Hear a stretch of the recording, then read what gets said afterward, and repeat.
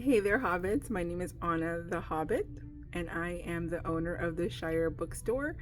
And something that I want to try out with you is that as a bookstore owner, there's lots of things that come through the bookstore as donations. Sometimes you get boxes of DVDs or boxes of vinyl records or boxes, of course, always boxes of books. And sometimes in the books, there's different little things in there, different little notes. And one of the things I want to do and share with you is just what I find. And some things are super neat, some things are really weird. Lots of stuff is always really cool. And there are books and books out there that I have no clue about. And the one I'm going to talk about today that was just kind of neat was this book here. And this is a cookbook, but I'm going to go through the cookbook, go through this book, and that is kind of a goal of mine, is just to share with you some of the ins and outs of having a bookstore and some of the cool things that I find, some of the cool stories that I am that I learn about, and that's just something that I want to just try to do that with you. All right, so here is the book. This book here, I'm just kind of going to go through it, and what captured my attention was this vinegar pie recipe inside. I've never heard of vinegar pie, and I don't know what it's made out of, so I'm guessing there's vinegar in it. It has this little stamp here. It says Drury's Candyland. Not sure where that's at. Maybe it is in Seaverville. I did look up here. This is where it was published. This book was published in 1968, and it has here Seaverville, Tennessee, and there's a phone number there, and it's called Hillbilly Cookin', not cooking. I am a Texan, so we don't pronounce our INGs, the G at the end. And it's kind of neat because if you open it up, it's this little landscape. There's a lady with a cauldron and a man here hunting, probably. And it is only $4 at our bookstore. Let's see if I can zoom out a little bit here.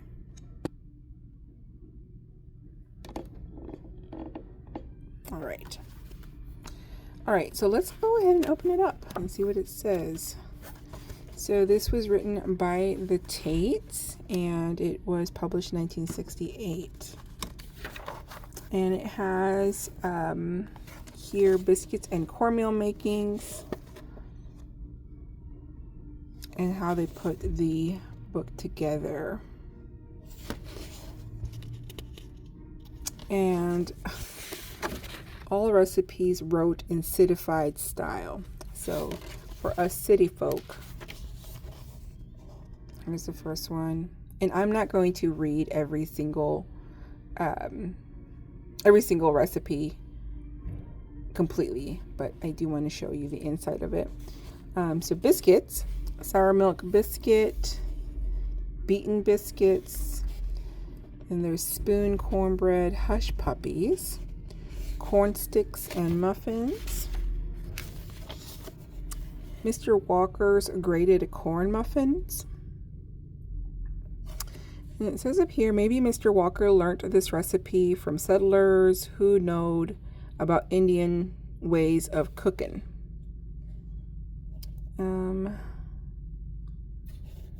Hashed hominy, just plain mush.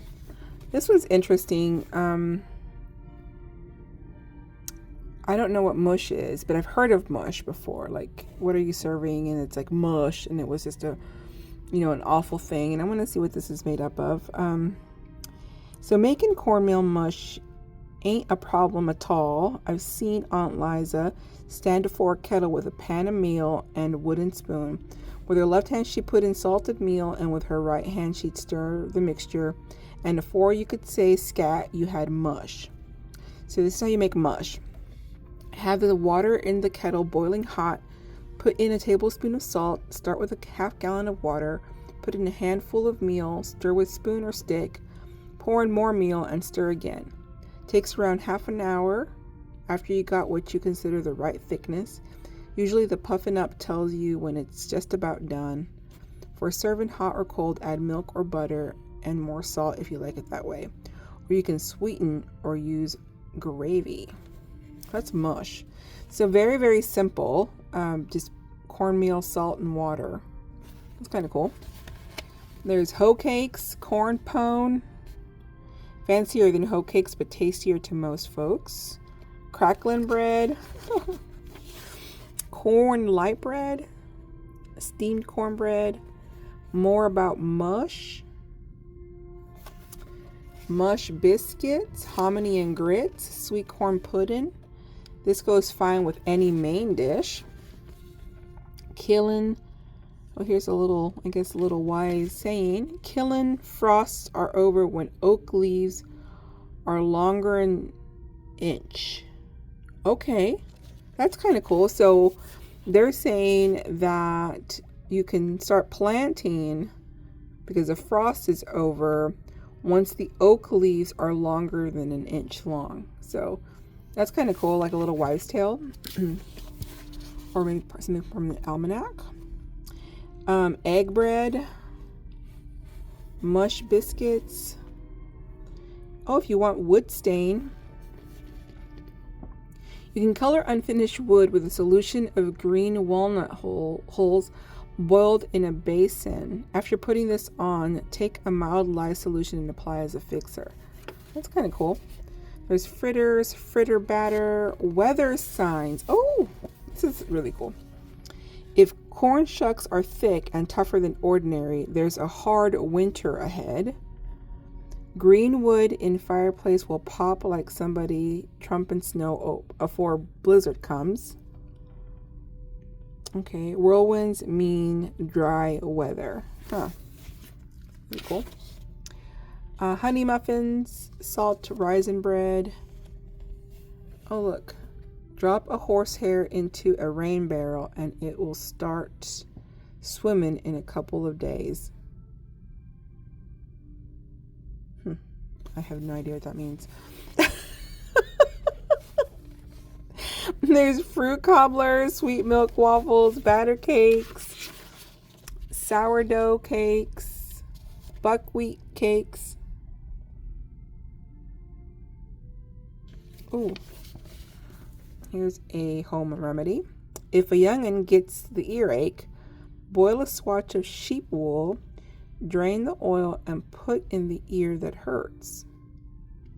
Oh, is this like the lanolin in sheep? Interesting. Blackberry popovers, Poor Valley waffles, preserved eggs, tame and wild meat cookins. This is East Tennessee fried chicken. Fine meat cooking, mountain fried steak, roast meat, pig's feet, chicken hunter style, wild duck, apple stuffing, cornmeal stuffing. This is how we say stuffing, or I think I heard it say dressing, but in Texas we say stuffing. Roast guinea, buttered turnips, wild game and fish, quail,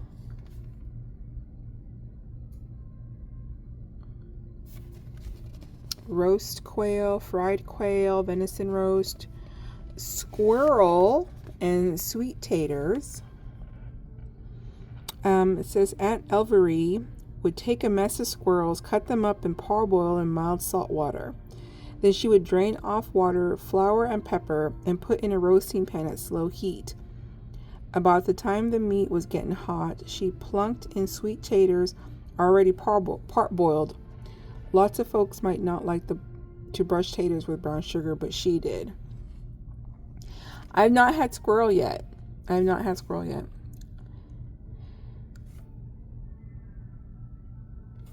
Let's see here.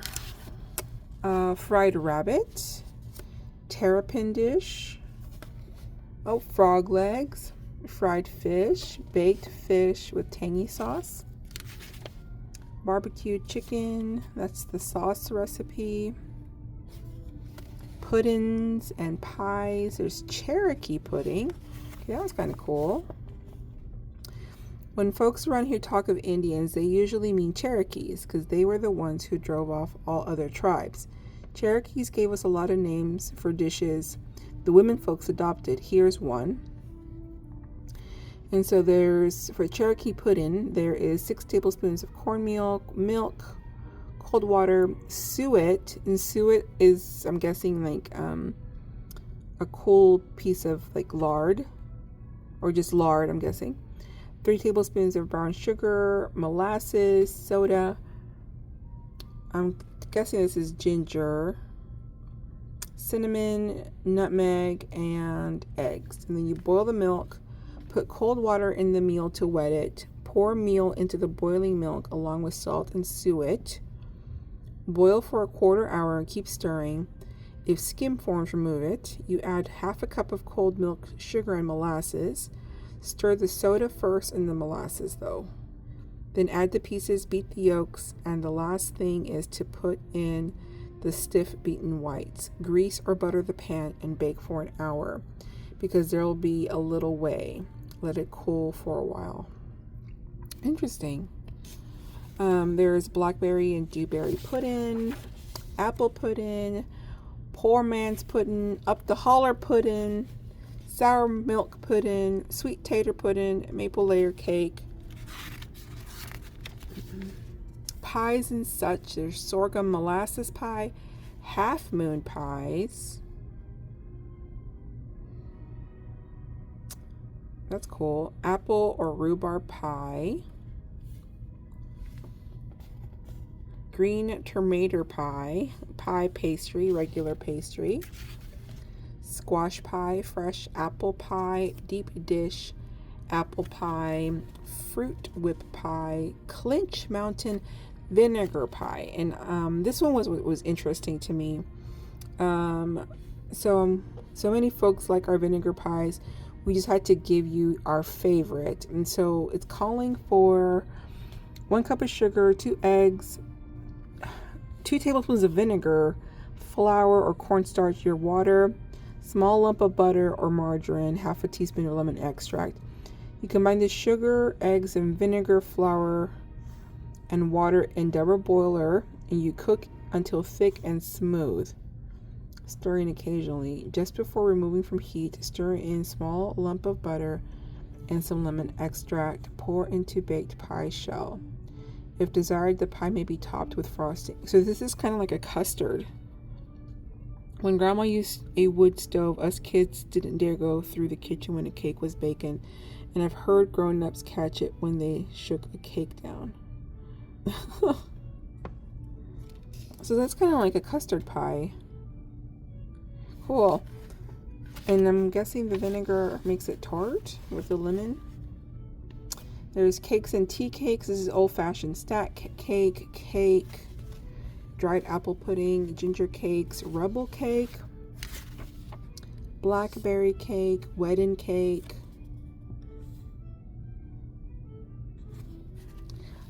Aunt Lizzie's black chocolate cake, thick chocolate icing, dried apple cake, buttermilk cake, soft honey cake. First find a bee tree. That is, if you or a neighbor ain't got beehives. Huckleberry cake, chocolate upside down cake. Oh my gosh, these sound so good.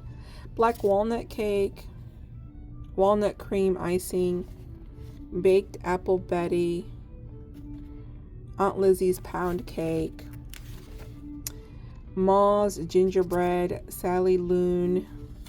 And then they have a section on preserves, pickling, and sauce. I'm guessing it's sauce. Watermelon preserves. I've heard about this. This is the rind, yes. Yellow tomato preserves. And this is sweet spice peaches, corn relish,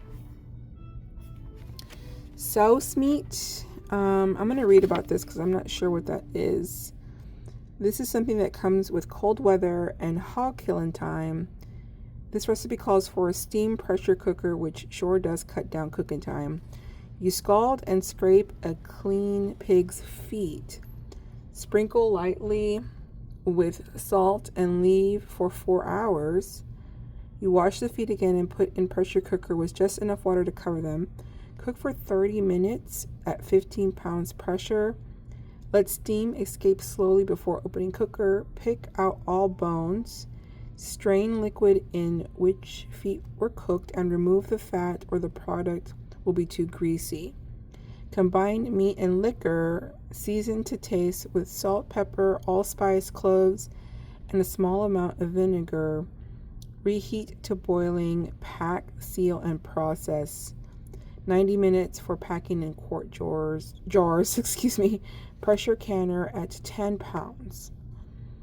So this is like a sauce, but it sounds a little like maybe like a Worcester sauce, maybe.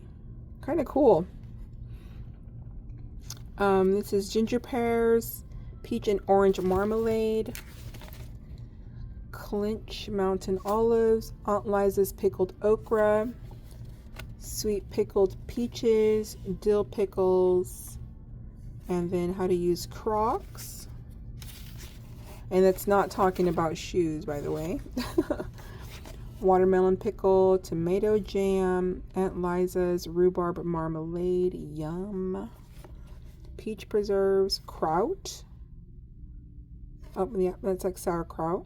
Cabbage, salt, and then your jars. And then they ferment. Chili sauce, pickled beets, Dixie relish. And then this is salads. Oh, like a salad, maybe? Yes. Stuffed cabbage, hot tater salad, Confederate slaw. We don't know exactly how this side dish got its name, unless the Daughters of the Confederacy gave it a title. The slaw is older in the Civil War, I reckon, because it's so downright good. And then some weather signs, and I like these. Get ready for a sudden cold wave when sows start bringing in mouthful of leaves and such to make warmer beds. Okay. Never worry about red skies at dark. If it's red when you get up, watch out. So the red skies at sunset is not to worry. But if it's red in the morning, worry. Spiders' webs in the garden are thicker in early fall, if early fall is coming. A rain crow hollers a day ahead of bad weather, but if a peacock squaws, it'll rain afore morning. Bees make good weather prophets when they come storming back to their hives in a hurry to get inside, taking the washing and dried apples and peaches. That's cool. Drinks, cordials, and tonics. There's sassafras tea, blackberry root cordial, rhubarb, cider, mulled cider. Oh, I love mulled cider. Other fruit juices. Poor folks coffee. Wassail drink. My pastor's wife taught me about this one. She makes it in Christmas time. Hot spice tea. Candies and frostings. This is molasses candy, crystallized peel and fruits. Fondants. This can be made raw or cooked. This is cooked fondant.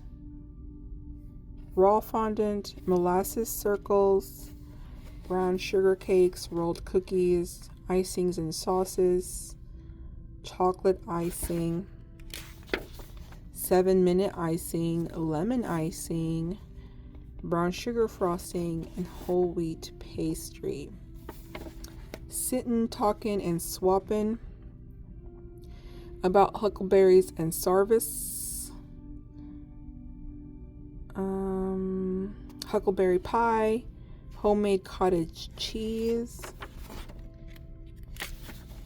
sarvice bees. I have no idea what a sarvice bee is. Sarvice berries. Right after the 1st of May, you have to run to find ripe berries, and they're sort of hard to get at that.